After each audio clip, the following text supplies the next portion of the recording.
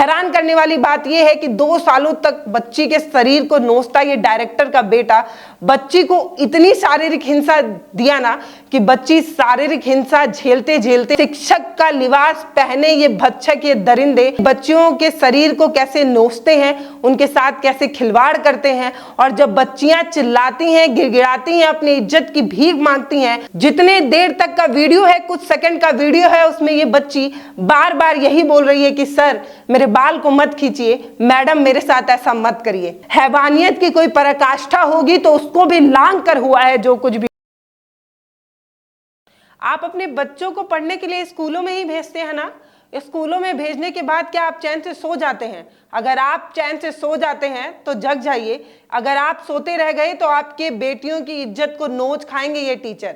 आप अपनी लाडलियों को पढ़ने के लिए स्कूलों में भेज रहे हैं तो ये जान लीजिए कि अब ये टीचर गुरु नहीं रह गए, ये दरिंदे बन चुके हैं। अब शिक्षक नहीं मिलते हैं स्कूलों में, अब भक्षक मिलने लगे हैं स्कूलों में। शिक्षा के मंदिरों में अब जो हो रहा है वो हमें हैरान कर रहा है, आप सभी टीचरों की चिंता का विषय बन रहा है। हम महंगी सी महंगी फीस देकर बच्चों का भविष्य बनाने के लिए बच्चों को स्कूलों में भेज रहे हैं, लेकिन ये दरिंदे शिक्षा क्या देंगे जिनके दिमाग में बच्चियों की इज्जत के साथ खिलवाड़। एक समय हुआ करता था जब गार्जियन अपने बच्चों को स्कूलों में भेजते थे और निश्चिंत हो जाते थे। उन्हें ऐसा लगता था कि माता पिता से ज्यादा जिम्मेदार लोगों के सानिध्य में हमारे बच्चे हैं, वो हमारे बच्चों को कुछ बेहतर सिखाएंगे, एक बेहतर इंसान बनाएंगे। लेकिन ये टीचर खुद जो बेहतर इंसान नहीं है, जिनके दिमाग में सेक्स का कीड़ा भरा हुआ है, जो बच्चों की उम्र नहीं देख रहे, बस बच्चों को हवस का शिकार बना रहे हैं, ये टीचर नहीं रह गए। इन टीचरों को जेल भेज दिया जाए, फांसी पर लटका दिया जाए, लेकिन ये भी बहुत कमतर सा है जो ये कर रहे हैं। इससे भी कोई कठोर सजा हो, इससे भी कोई बदतर सजा हो तो भी इनको दे दीजिए, लेकिन तब भी ये जो कर रहे हैं इनकी सजा इन्हें नहीं मिल पाएगी।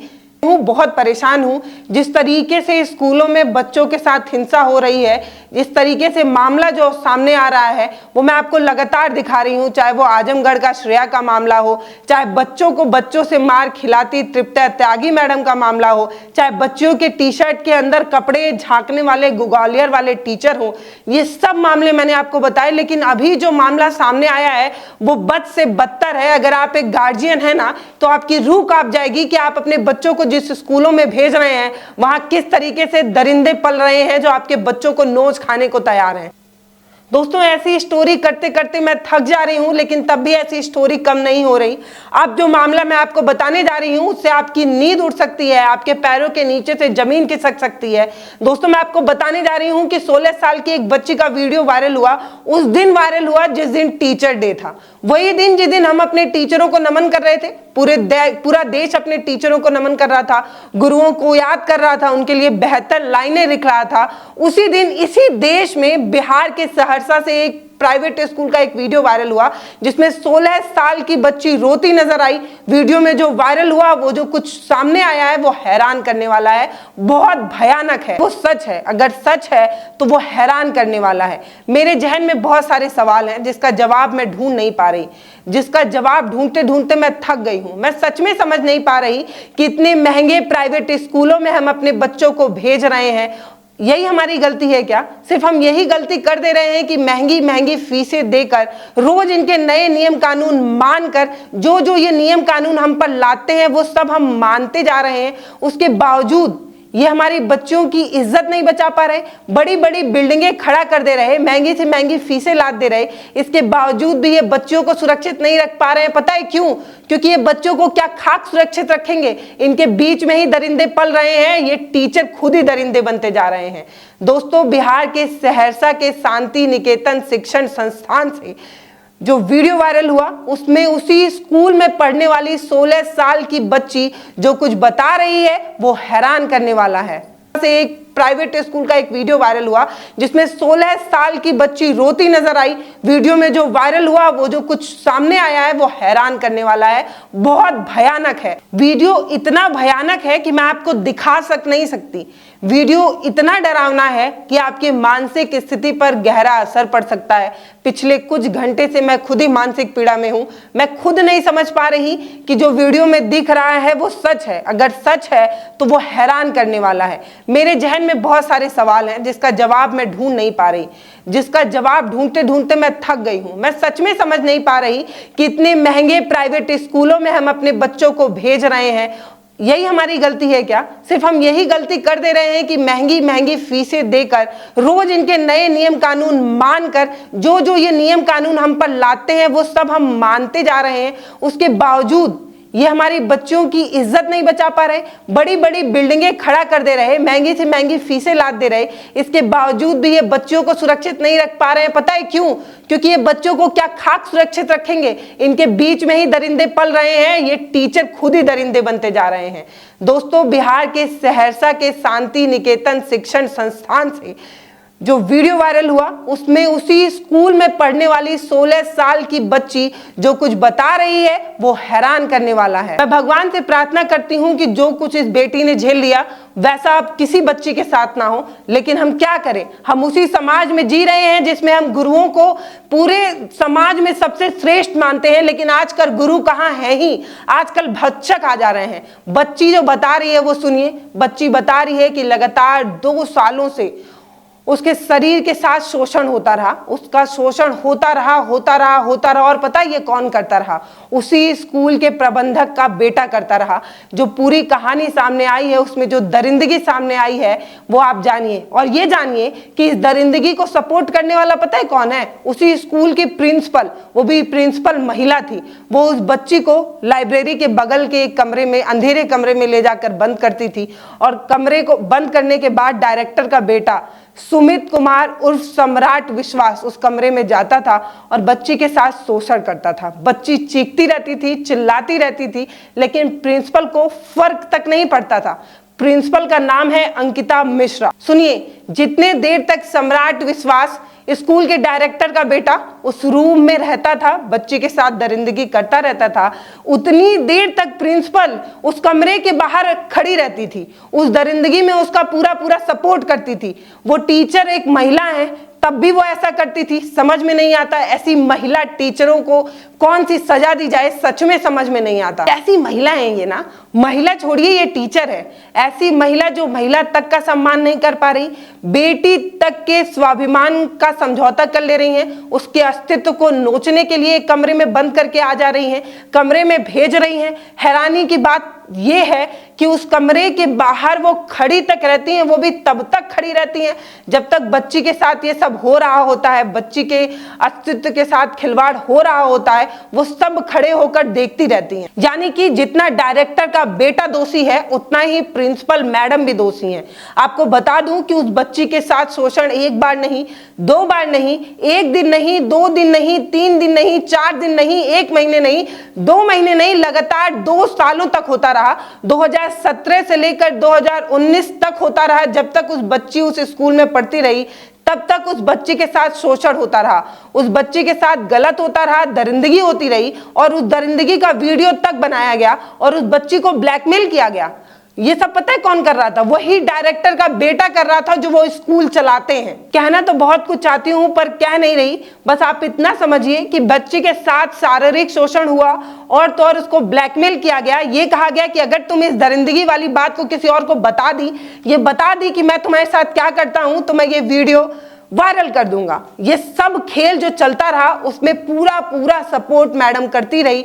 प्रिंसिपल मैडम उस डायरेक्टर के बेटे के साथ कदम से कदम उसकी दरिंदगी में सपोर्ट करती रही। हैरान करने वाली बात यह है कि 2 सालों तक बच्ची के शरीर को नोचता ये डायरेक्टर का बेटा बच्ची को इतनी शारीरिक हिंसा दिया ना कि बच्ची शारीरिक हिंसा झेलते झेलते अब मानसिक रोगी बन गई है, यानी कि पागल हो गई है। बच्ची शारीरिक हिंसा झेलती रही, मानसिक रोगी बन गई। जब मानसिक रोग का दौरा ज्यादा पड़ने लगा तब बच्ची को मनोवैज्ञानिक को दिखाया गया और तब कहीं जाकर ये भेद खुला कि शिक्षा के मंदिर में बच्चियों को जब हम शिक्षित करने के लिए भेज रहे थे, बच्चों को एजुकेट करने के लिए भेज रहे थे, तो वहां पर क्या हो रहा था। और शिक्षक का लिबास पहने ये भक्षक, ये दरिंदे हम क्या कुछ कर रहे हैं हमारे बच्चियों के साथ। ये देखिए कि ये दरिंदे बच्चियों के शरीर को कैसे नोचते हैं, उनके साथ कैसे खिलवाड़ करते हैं। और जब बच्चियां चिल्लाती हैं, गिड़गिड़ाती हैं, अपनी इज्जत की भीख मांगती हैं, तो उसी स्कूल की प्रिंसिपल गेट के बाहर खड़े होकर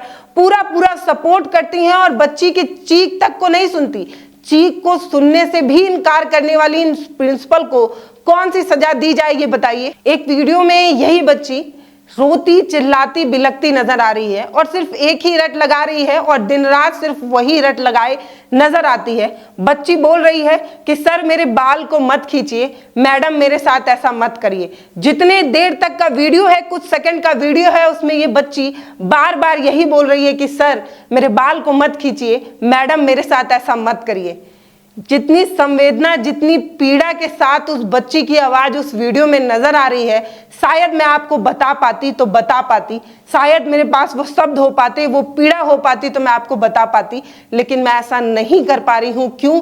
क्योंकि किसी भी डिक्शनरी में वैसा शब्द ही नहीं है जिसमें वो पीड़ा, वो कष्ट मैं आपको पहुंचा पाऊं, वो बता पाऊं कि वो 16 साल की बच्ची क्या कुछ झेल चुकी है इतनी कम उम्र में।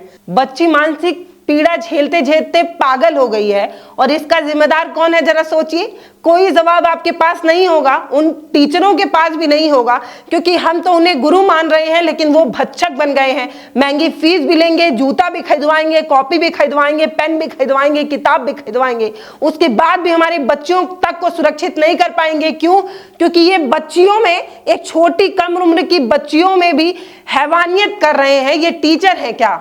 इन सब दरिंदगी का वीडियो बनाकर उस बच्ची को यह कहा गया कि अगर तुमने ये बात किसी को बताई तो ये वीडियो वायरल कर दिया जाएगा, समाज में तुम्हारी इज्जत नहीं बचेगी।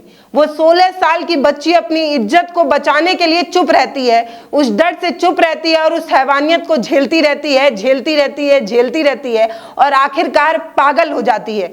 मुझे ये नहीं पता कि उस बच्ची का स्वास्थ्य कभी ठीक हो पाएगा या नहीं, बच्ची कभी ठीक हो पाएगी या नहीं। मुझे ये तो नहीं पता कि बच्ची अब हम जैसे सामान्य हो पाएगी या नहीं, लेकिन ये जरूर पता है कि बच्ची का बचपना छीन लिया गया है। उसकी जिंदगी में ये एक ऐसी काली रात बन गई है जिसका कभी कोई सवेरा नहीं है। बच्ची के बचपन को मार डाले ये लोग, उसके बचपन पर गहरी चोट दे चुके हैं ये टीचर। अब ये टीचर क्या उसको कभी सामान्य बना पाएंगे क्या? क्या कभी बच्ची इस तरीके की दरिंदगी को भूल पाएगी क्या?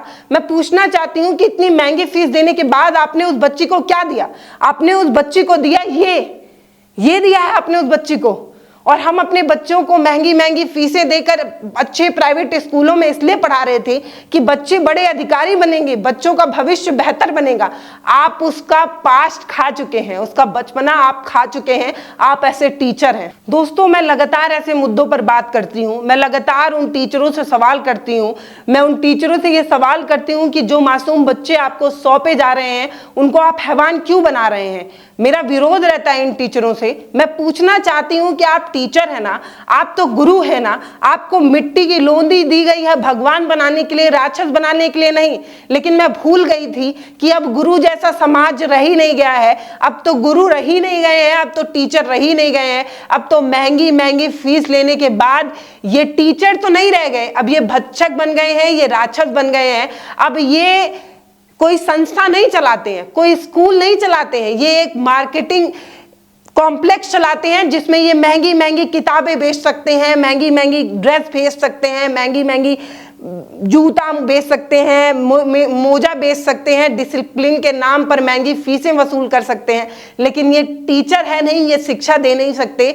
ये मैं समझ गई हूँ। शर्म आनी चाहिए ऐसे टीचरों को और चुल्लू भर पानी लेकर डूब मरना चाहिए। और सबसे पहले डूब मरना चाहिए अनीता मिश्रा को, जो प्रिंसिपल है।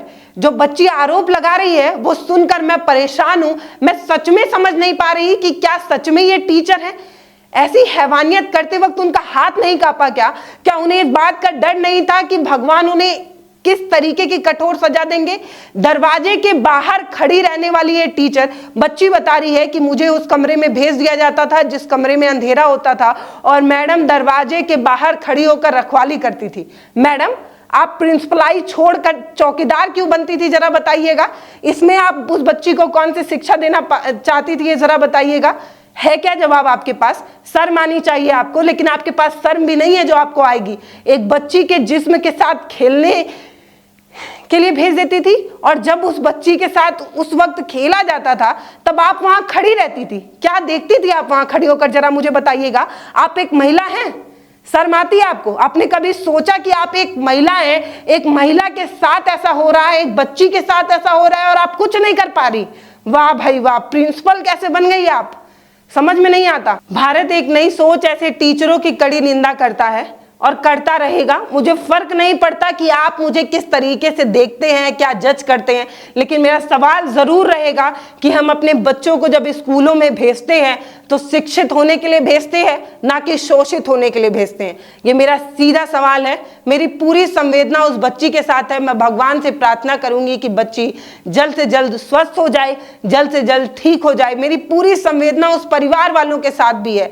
मैं चाहती हूं कि परिवार को इस कठोर समय में, इस कठिन परिस्थिति में भगवान इतनी ताकत दे कि वो इस महंगे स्कूल के टीचरों से, प्रिंसिपल से और वो डायरेक्टर के बेटों से लड़ने की ताकत मिले। भगवान से ये प्रार्थना है। और सभी गार्जियन से एक सवाल करना चाहती हूँ, ये पूछना चाहती हूँ कि क्यों चुप बैठे हैं आप लोग, क्यों बोल नहीं रहे, किस चीज का वेट कर रहे हैं आप?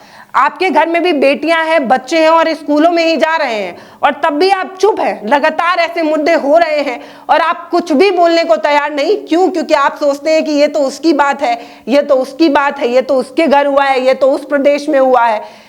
किसका इंतजार कर रहे हैं आप? नमस्ते, मैं पल्लवी हूं, आप भारत एक नई सोच देख रहे हैं। अगर आपके बच्चे भी स्कूलों में जा रहे हैं और बच्चों के साथ इस तरीके की हिंसा हो रही है, मतलब भाई साहब ये तो हैवानियत की कोई पराकाष्ठा होगी, तो उसको भी लांघ कर हुआ है जो कुछ भी हुआ है।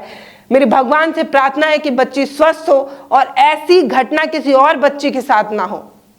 अगर आप वीडियो YouTube पर देख रहे हैं तो चैनल को सब्सक्राइब करिए, फेसबुक पर देख रहे हैं तो फॉलो करके जरूर जाइएगा। धन्यवाद।